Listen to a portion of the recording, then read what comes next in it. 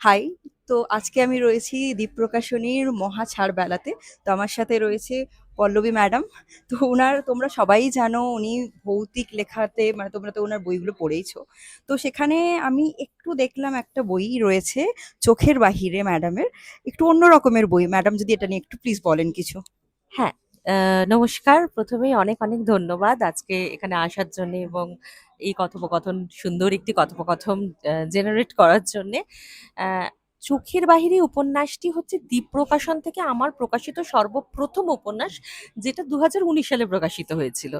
এবার তারপর থেকে দীর্ঘ সময় দ্বীপ প্রকাশনের সাথে পথ চলা, কিন্তু আমার মেইনস্ট্রিম বই দ্বীপ প্রকাশনে এই একটিই আছে।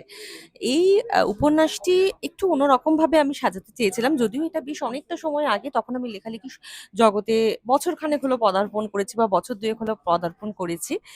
এই উপন্যাসে এমন কিছু বিষয় আছে, যে বিষয়গুলোকে নিয়ে হয়তো আমরা সরাসরি খুব একটা খোলাখুলি কথা বলি না, বা সেই সময় তো আরোই বলতাম না। এখন হয়তো অনেকটা আমরা এগিয়ে গেছি আরো ৬-৭ বছর, কিন্তু সেই সময় আরোই বলতাম না। যেমন এইখানে আছে একজন স্যারোগেট মাদারের কথা। এখানে আছে এমন একজন পুরুষের কথা, যে পেশাগতভাবে পুরুষ যৌনকর্মী।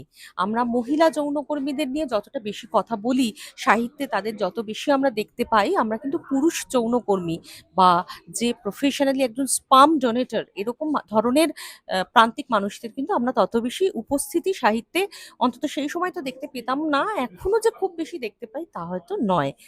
আর দ্বিতীয়ত যেটা বলতে পারি সেটা হচ্ছে যে এখানে যে মেইন প্রোটাগনিস্ট, যে মেয়েটার নাম হচ্ছে উর্মি, সে একজন মানসিক রোগী। মানে যে প্রোটাগনিস্ট বা যে নায়িকা, সেই একজন মানসিক রোগী। সে একজন সিজোফ্রেনিক মেয়ে।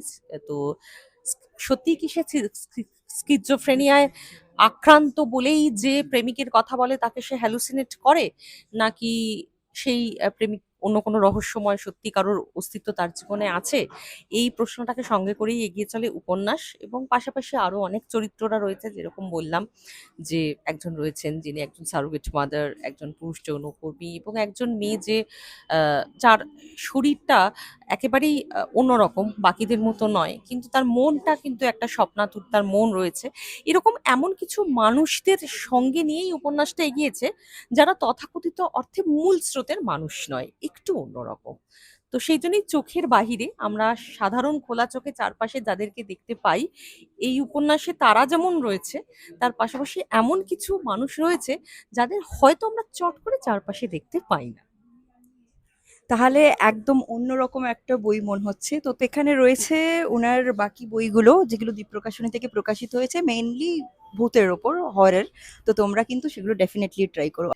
এই যে আমাদের নেক্সট যে জেনারেশন জেনজি, তাদেরকে কিভাবে একটু উৎসাহিত করবেন, যদি একটু এক লাইনে বলেন বই পড়ার জন্য। হ্যাঁ, নিশ্চয়ই। জেন জি দেরকে অনেকেই অনেক রকম ভাবে ব্যাখ্যা করেন, কিন্তু আমি মনে করি যে জেন জিরাই তো আমাদের সম্পদ, কারণ তারাই আমাদের ভবিষ্যৎ। আর তারা বই পড়ছে না, তারা বই পড়ে না, এই ধরনের কমেন্টস গুলো করে দেওয়া খুব ইজি। কিন্তু আমরা যারা লেখালেখি করি, যারা লেখক বা অক্ষরকর্মী, তাদেরও কিন্তু একটা দায়বদ্ধতা আছে যে জেনজিদেরকে বইমুখী করার। তো সুতরাং আমরা যদি একই ধরনের বিষয় নিয়ে চর্বিত চর্বণ কন্টেন্ট আমরা তৈরি করতে থাকি, সেই একই রকম আমি তুমি গল্প, একই রকম খুব ক্লিশে টাইপের প্লট, এরকম ভাবে যদি আমরা লিখি, তাহলে অবশ্যই আধুনিক মনস্ক ছেলেমেয়েরা সাহিত্য থেকে দূরে সরতে থাকবে। কিন্তু আমাদেরও একটু উচিত, সব লেখকদেরই উচিত যে আধুনিক প্রজন্মের মানসিকতাটা একটু বোঝার চেষ্টা করা। তারা কি ধরনের ভাবনা চিন্তা করে। যেহেতু আমি পেশাগত সূত্রে জেনজিদের সাথে খুব ক্লোজ, কারণ আমি একটি ম্যানেজমেন্ট ইনস্টিটিউশনের সঙ্গে যুক্ত, বা তার কর্ণধার বলা যেতে পারে। তো সেই কারণে আমি জেনজিদের খুব কাছ থেকে দেখি। আমি দেখি যে তারা কিন্তু যথেষ্ট ইমোশনাল, তারা যথেষ্ট কর্তব্যপরায়ণ। তাদের মধ্যে হয়তো তাদেরকে তাদের মতো করে বুঝতে হবে। আমাদের জেনারেশনে সব ভালো ছিল, এই জেনারেশনে সব খারাপ, এইরকম একটা সার্বিক স্টেটমেন্ট খুব ভুল। তাদেরকে তাদের মতো করে বুঝে, তাদের মানসিকতাটাকে একটুখানি ইভ্যালুয়েট করে আমরা যদি তাদের উৎসাহ হতে পারে এই ধরনের কন্টেন্ট ক্রিয়েট করি, তাহলে আমার মনে হয় নিশ্চয়ই জেনজিরাও বই পড়বে। একদম, একদম। তো ম্যামকে লাস্টে জিজ্ঞেস করব যে বই মেলাতে কি কি কিছু নতুন আসছে। হ্যাঁ, অবশ্যই আসছে। আ যেহেতু আমি দ্বীপ প্রকাশনে আমার যে পাঠকরা রয়েছেন তারা আমার থেকে একটু হরর বা প্যারানরমাল গোত্রের লেখাটাই আশা করেন।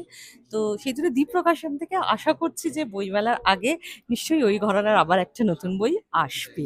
আনতে পারবো। ভীষণ আশায় আছি, চেষ্টায় আছি। ঠিক আছে ম্যাম, ধন্যবাদ আপনাকে একটু সময় দেওয়ার জন্য। Thank you.